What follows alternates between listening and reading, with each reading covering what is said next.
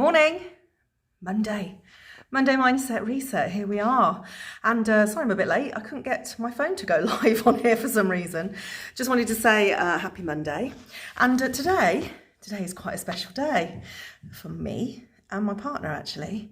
So today, this time last year, I wasn't feeling as I was. This time last year, life was pretty different.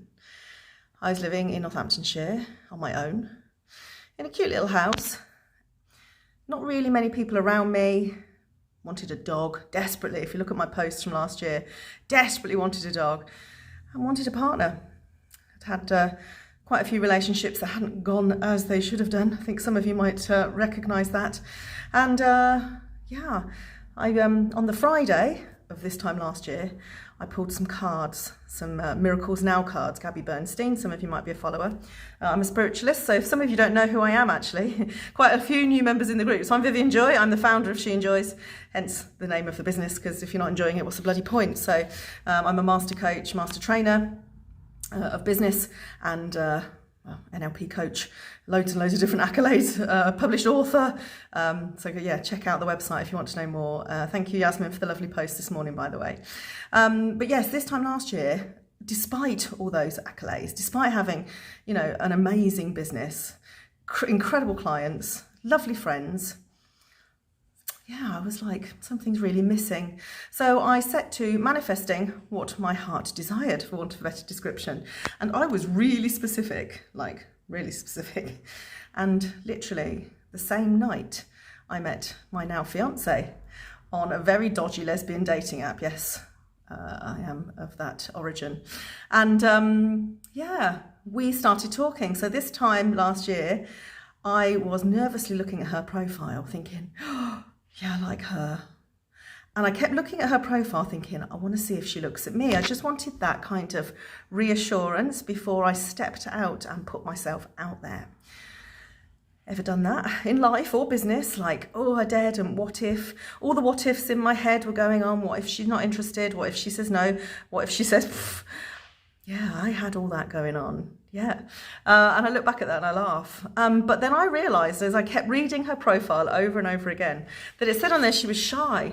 So after like 2 days of looking at her profile, and we know this from the dates that we've got on Time Hop because it has everything on there, doesn't it? After 2 days of doing that, I finally got the courage. And at 11 p.m. on this day, 29th of March, I messaged her.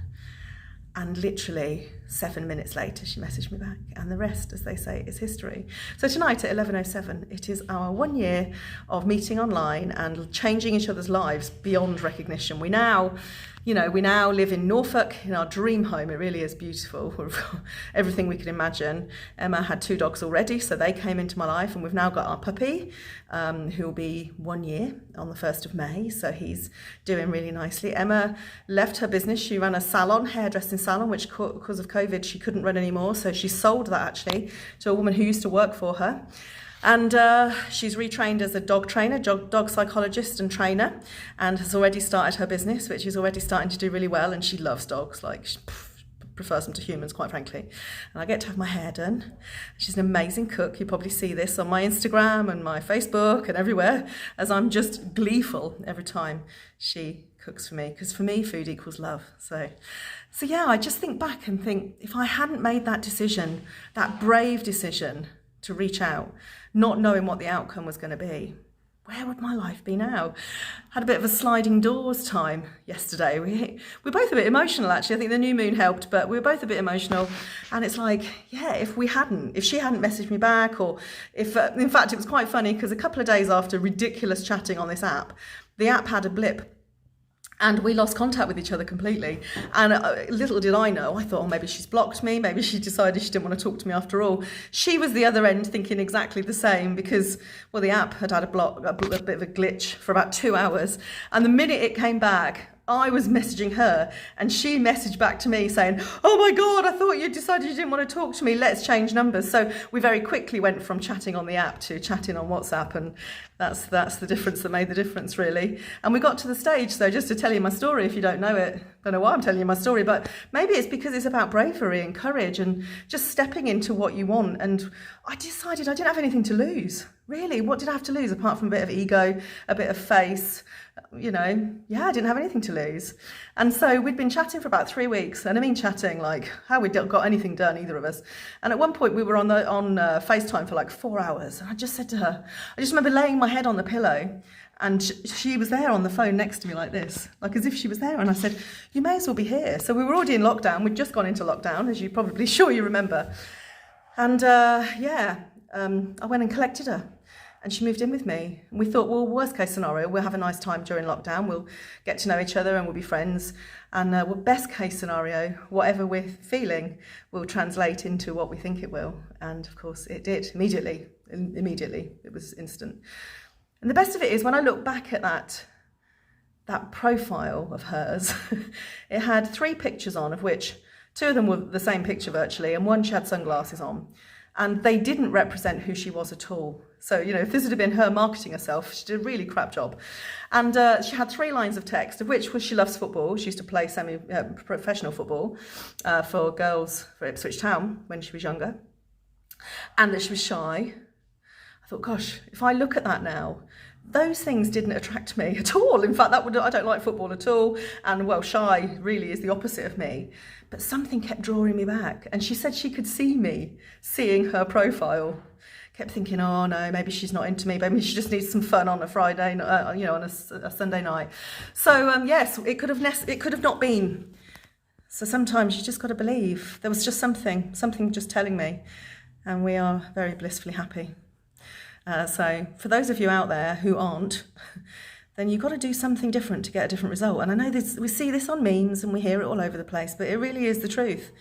It really is the truth. You know, I think previously I'd looked for partners in a different way. I'd looked for certain things, but actually on this occasion, I didn't know what I was looking for. And in fact, actually what was showing it to myself, i.e. her profile. And actually my profile was pretty shocking considering I do marketing for a living. There was 3 pictures because I didn't take it seriously. I was just like, oh, well, I'll just stick some stuff on here. There was 3 lines of text basically saying I was confident and I was into my career. I can't even remember what mine said. So sliding doors moment. If I hadn't messaged her, thank you. If I hadn't messaged her, what would be happening now? Where would we be? Think about some of the times in your life where you've made massive decisions and you didn't know you were making a massive decision. You know, that day when I just put a little hi, wanted to message you, I like the look of you kind of thing. If I hadn't sent that tiny little message, where would we be now? Sometimes the tiny little decisions we make are the things that change our lives, like properly change our lives. I put a post out yesterday on my Instagram saying about you can have a 15-minute conversation with me. It's like a laser coaching, 15-minute free. And it's a game changer. So you can understand what it's like to be coached. And I've offered it during lockdown. I've offered it during some of the reset programs and just whenever I feel like it's necessary. And so consequently, I put a post out yesterday and some of my clients put on there, yes, it was a game changer. It was absolutely a game changer. So just a small decision, just a small decision. What can you decide today that's going to make all the difference? What can you decide today that's going to change your life? Because it can be a small decision or a big decision. But sometimes the small decisions are the big decisions. You just don't know it at the time. So everything you're deciding will change your fate and the people around you. So really think about it. Really think about it. Anyway, that's my message today. I hope you have an amazing week. We're obviously in the UK starting to come out of lockdown. So be safe, be kind, all the stuff that we've been saying, and be happy and start to enjoy. See you soon.